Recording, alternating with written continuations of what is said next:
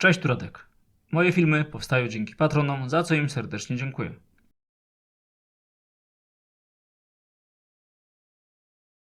Czy twoja działka kryje wstrząsające niespodzianki?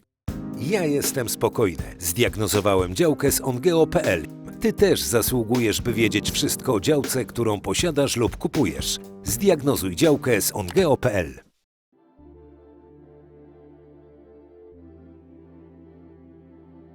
W dzisiejszym filmie przedstawię Wam problem z projektem nowego węzła Gdańsk Południe. Omówię, dlaczego w mojej opinii może on stać się drugim węzłem Mistrzejowice i dlaczego może on pozostać zakorkowany nawet po zakończeniu jego przebudowy. W materiale omówię również budowę całej obwodnicy metropolitalnej Trójmiasta. We wrześniu rozpoczęła się długo wyczekiwana przebudowa węzła Gdańsk Południe. Zamknięto wtedy przejazd i jezdnią główną, a ruch poprowadzono megarondem okrążającym cały teren węzła, co spowodowało paraliż dróg dojazdowych i całej okolicy. Gdy inwestycja zostanie ukończona, to z węzła będzie dało się pojechać w 4 strony świata. Na wschód po trasie S7 w stronę Elbląga, Warszawy, a także do portu morskiego Gdańsk. Na południe po autostradzie A1 w stronę Torunia, Bydgoszczy i Łodzi.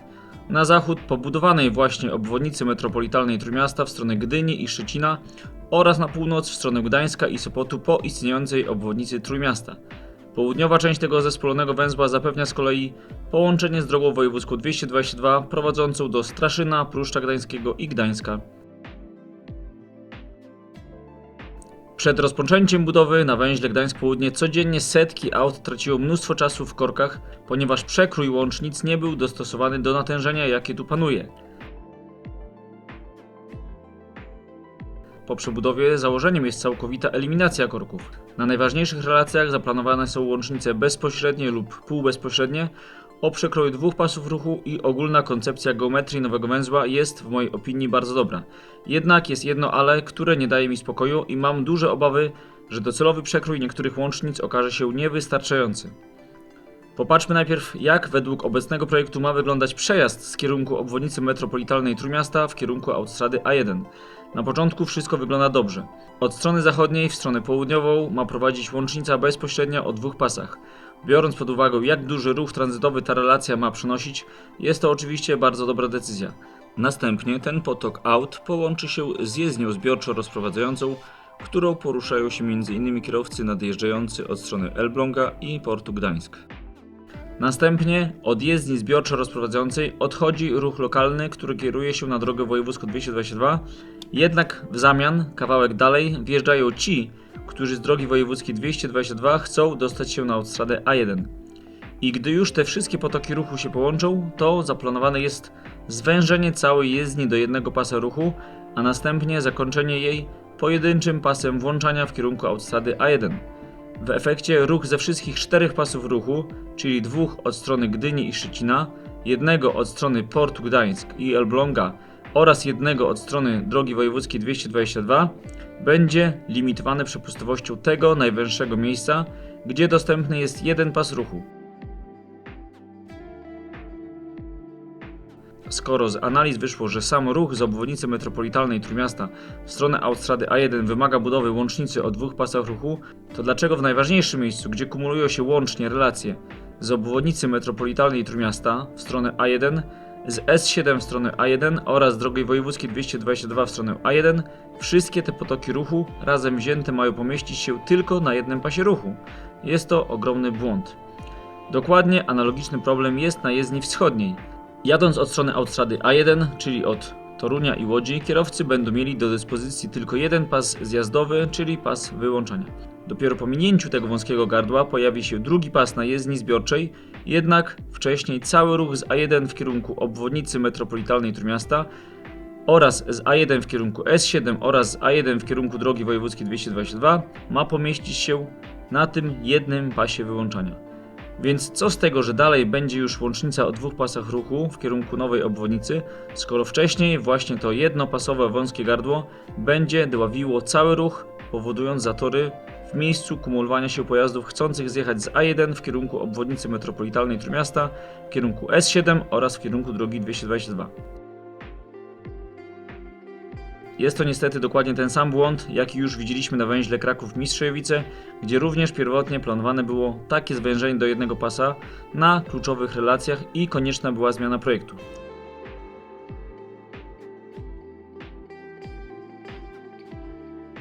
Również ten sam problem był przyczyną zatorów na węźle Warszawa-Lubelska i w tym przypadku także konieczna okazała się przebudowa węzła w celu wyeliminowania tego błędu.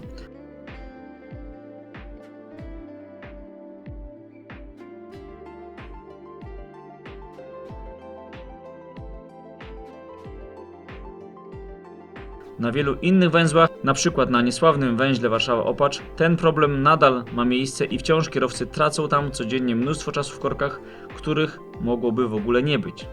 Czy ten problem można jeszcze rozwiązać? Jak najbardziej tak i to stosunkowo małym kosztem. Są nawet dwie możliwości. Pierwszym rozwiązaniem mogłoby być wykonanie zmiany podobnej do tej, jaką wprowadzono na planowanym węźle Szczecin-Zachód. Tam pierwotny projekt również miał ten sam problem, jednak udało się zmienić koncepcję w następujący sposób.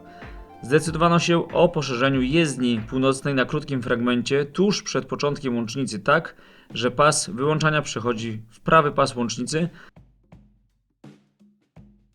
natomiast środkowy pas rozdziela się na dwa pasy. Prawy pas jezdni głównej oraz bardzo krótki pas wyłączania przechodzący w lewy pas łącznicy. Takie rozwiązanie należałoby zastosować na południowej części węzła od strony Łodzi. Nie trzeba byłoby wychodzić poza obszar obecnie uzyskanej decyzji środowiskowej, konieczne byłoby jedynie wykonanie nawierzchni bitumicznej w tym miejscu.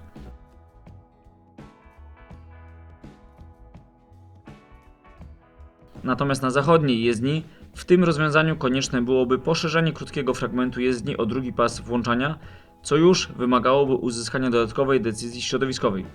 Drugi możliwy sposób rozwiązania problemu nie wymagałby nawet w ogóle wyjścia poza granice obecnej decyzji środowiskowej. W tym celu należałoby zapewnić włączenie się pojazdów z zachodniej jezdni zbiorczo rozprowadzającej w jezdnię główną S6 już wcześniej. Zmieściłyby się wtedy dwa pasy włączania w miejscu, gdzie obecnie planowany jest pas rozdziału pomiędzy jezdnią główną a jezdnią zbiorczo rozprowadzającą. Zapewniłoby to ciągłość dwóch pasów ruchu od strony obwodnicy metropolitalnej w kierunku autostrady A1. Natomiast na dalszej części jezdni zbiorczo rozprowadzającej wystarczyłby już tylko jeden pas ruchu obsługujący ruch lokalny w kierunku Straszyna.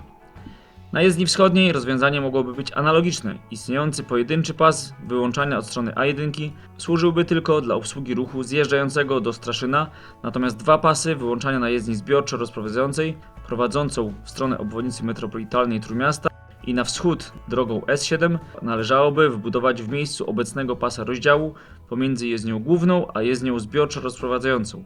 Zaletą tego rozwiązania jest to, że wszystkie zmiany zostałyby wprowadzone jedynie w obecnym pasie drogowym i nie wymagałyby wyjścia poza teren wskazany w obowiązującej decyzji środowiskowej.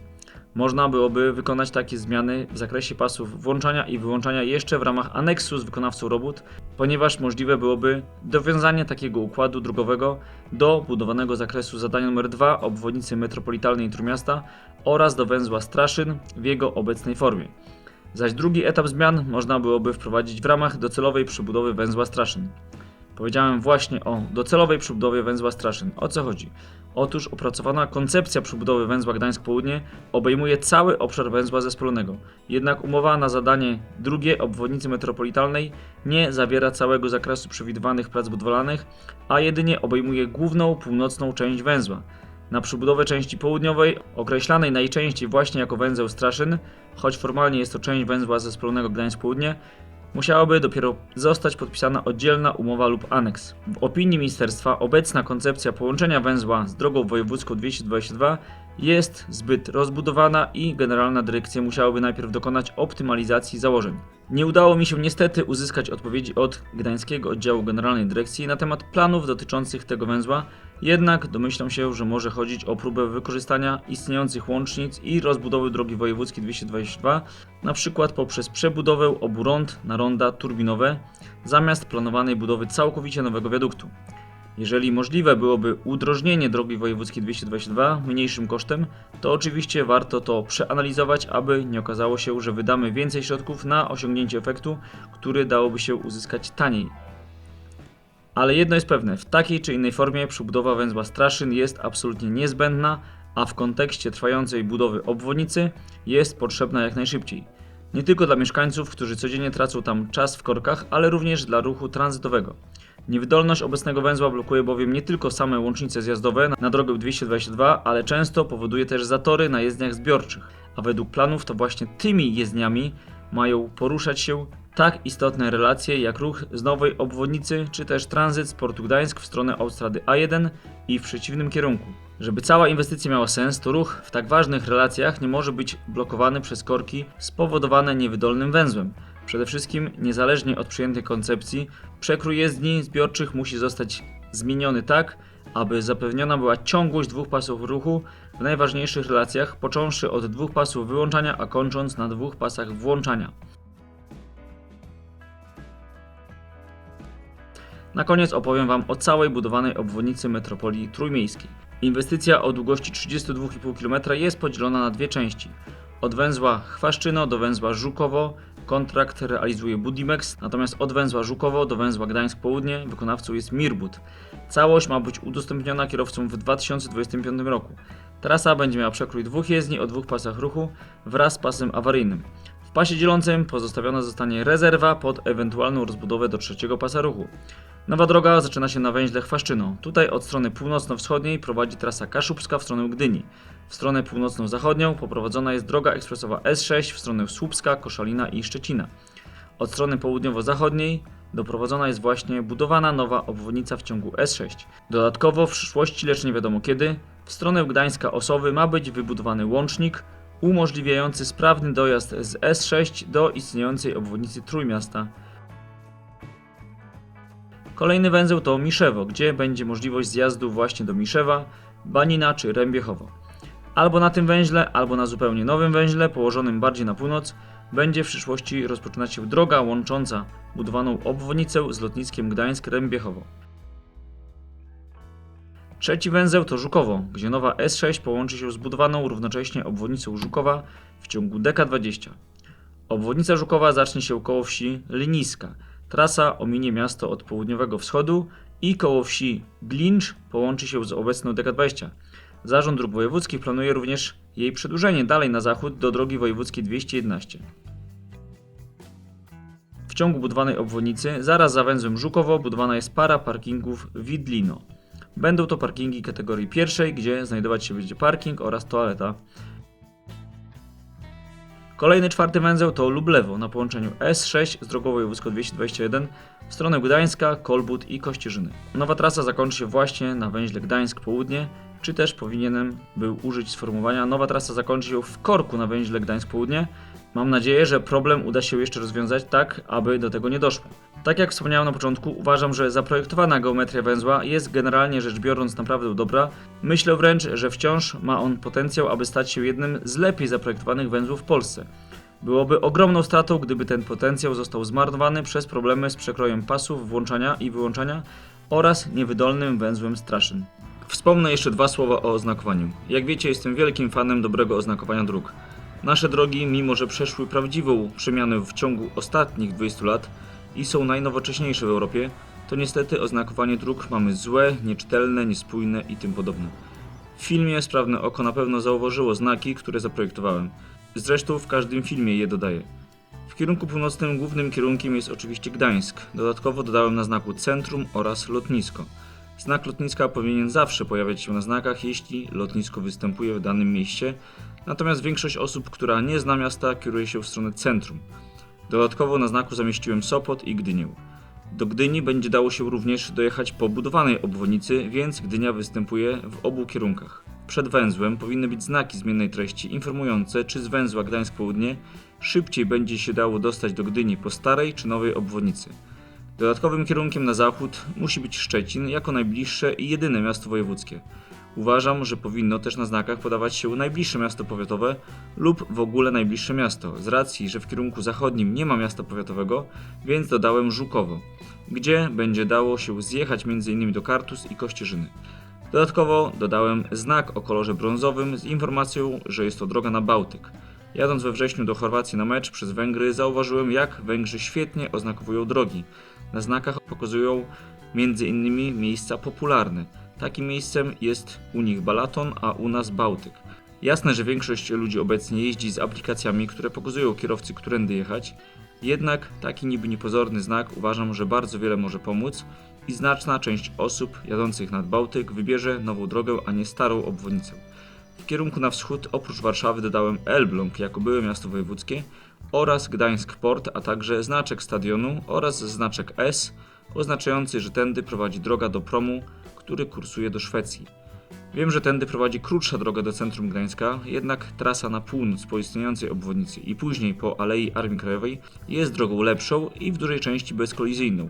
W stronę południową, oprócz Łodzi, dodałem Toruń i Bydgoszcz jako wspólne stolice województwa kujawsko-pomorskiego, a także Tczew jako najbliższe miasto powiatowe.